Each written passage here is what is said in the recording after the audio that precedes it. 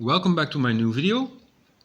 It is time to put the electronics in the Limitless V2. Finally, after 2 months of having this car. After 2 months, it is time to put the electronics in. If you don't know why it is taking me 2 months to put the electronics in, then I would strongly recommend watching my previous videos about the V2. Without further ado, let's begin with the electronics, because my fingers are itching and I can't wait. I can't wait to drive this car, to test it out, but I need to put in the electronics first. So, let's do this!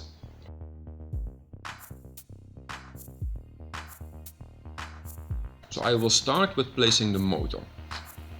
I have a 32 teeth pinion, which is the smallest pinion that will fit on the Limitless V2 in combination with the standard 39 spur gear. I had to wait a pretty long time before I got the pinion, because it was in back order. In the end it took too long, so I ordered one via AliExpress, which was faster than Arrma could deliver a pinion. So I want a clean build and I want to have a tidy cable management, and so for that I will place the motor, I will check the cable management. It didn't work out, so I replaced the motor. I shortened the wires a little bit, but the problem is that the TP motor, it is not new. It is as good as new, but I bought it second hand, and the previous owner, he was a little bit too exciting in using soldering tin.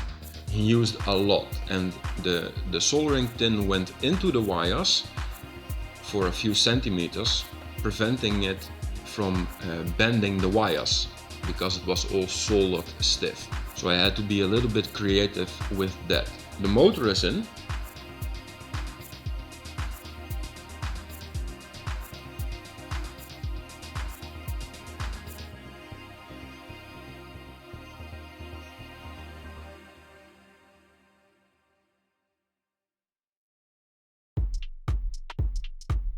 The problem with the servo is that I bought a Savox servo, 45 kilograms of torque.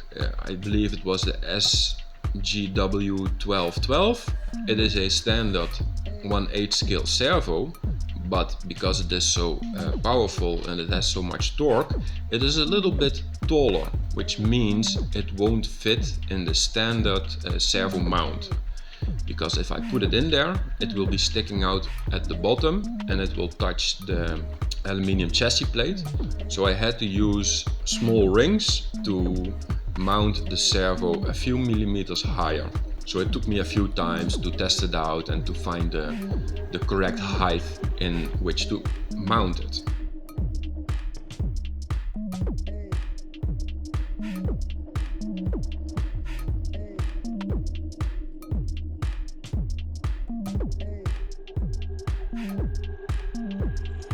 When that problem was solved, I moved on to the ESC, and as you can see, it is an XLX2. It's a pretty big ESC.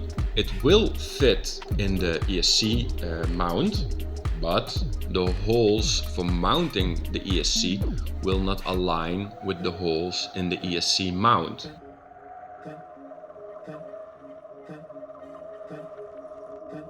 Also, I had to trim down a little bit from the ESC mount to place the ESC in a position in where I wanted it to be, because it is also pretty wide and pretty tall. If you place it in the ESC mount without cutting off a few pieces of the ESC mount, the ESC will touch the body. While driving, it will vibrate, and then it can scratch the paint on the inside. I will have to readjust the ESC mount a little bit so that the ESC can fit in the position where I want it. And I need to drill new holes in the ESC mount. In order to drill the holes in the right position, I have downloaded the ESC template from Castle Creations website. You can print out this template and then cut it out, and then use it, place it over the ESC mount and drill over the holes. Now, in order to cut down the ESC mount, I used a hobby knife, I used my electric tool.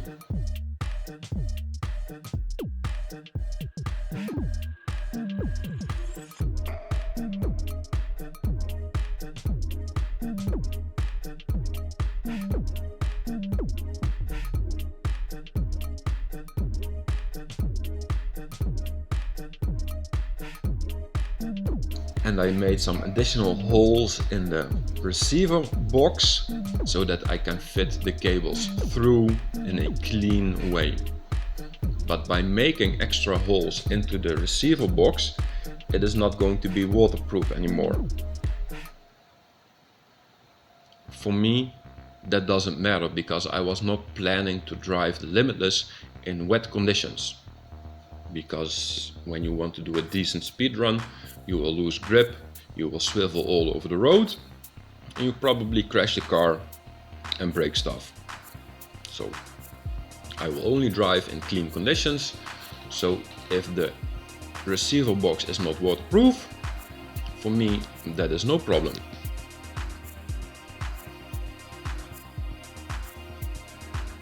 I moved on to the batteries and the cable management. The batteries that I have fit great in the battery trays. The battery straps were a little bit too long, so I shortened them a little bit so it is a cleaner build. And now I am trying to find a position for my self-made cappack. The cappack is a little bit big, a little bit too big, so it's a small puzzle to fit it in a correct position where it is close to the ESC with short wires for optimal efficiency, but not too close that it will touch the spur and the pinion gear, or that it will come in contact with the batteries or other parts of the V2. Now you can see me here testing out, trying out different positions.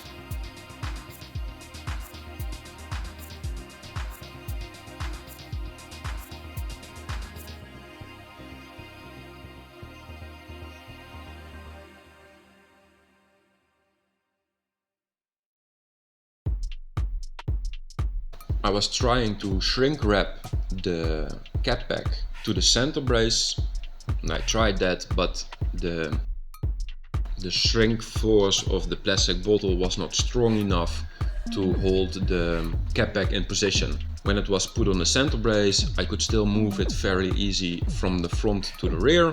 In the end, I went for zip ties to lock it in position.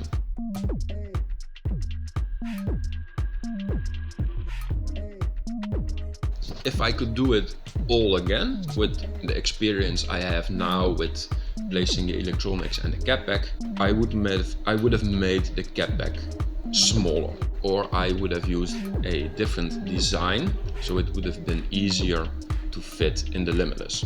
Fortunately, I have made the cappack a few months ago before I had the Limitless, so it is what it is. I had to make the best out of it.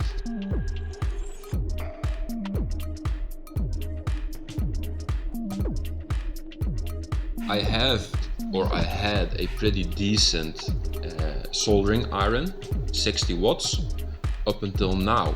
It was never a problem to use. It was always strong enough so I could solder without problems. But until now, I only used 10 gauge wire, the thickest wire I had. But now I'm going for 8 gauge wire, which is a lot thicker than 10 gauge. And you need much more heat to properly solder it, and I found out that my 60 watt soldering iron was not strong enough. So what I did was I bought a 100 watts soldering iron with a round pointy tip that worked perfectly. It was hot enough, it was strong enough to solder the 8 gauge wire without problems.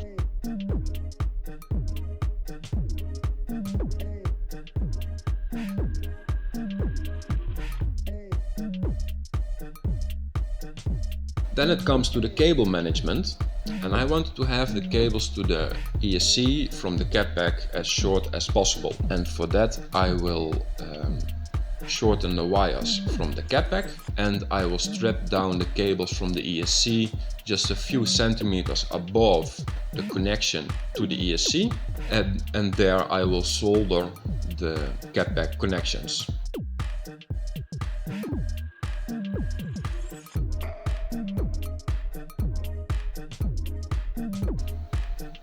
So I take off the housing of the ESC, took the fan off, and then I can start on the cables from the cappack to the ESC. I have punctured the ESC cables just above the connections, and that is where I'm going to stick the cables from the cappack into and then solder it. After that I will put a little shrink wrap or electric tape around it to isolate it properly, and then it is connected and good to go.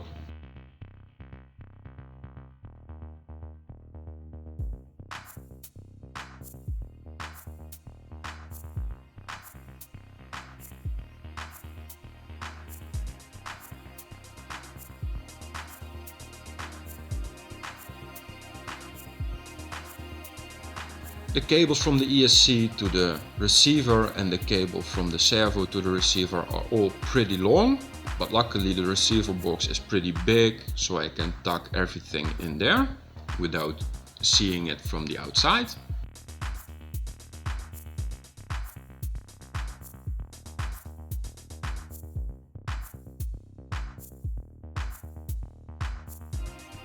And now I move on to the QS8 connectors from the batteries to the ESC.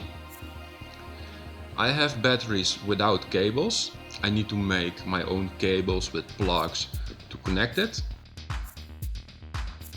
In this point it is very nice because I can make my new cables as short and as clean as I want it for a nice clean cable management. But the problem is with the QS8 plugs that they are big. I mean, they are big. And when I was using them to lay out my cable management before soldering it, I found out that there was not really a possibility to have a clean cable management when using my QS8 cables. So I talked about it with a friend of mine who also has a Limitless, not the V2, but the original one. He has it for quite some time. He also uses QS8 plugs. And then he told me that you can take the connectors out of the QS8 plug, and then you just have an 8.5 millimeter plug, which is a lot smaller without the QS8 housing around it, and then you can have a cleaner cable management. So now, the moment of truth. Let's see if it turns on. And if it does, let's see what it does.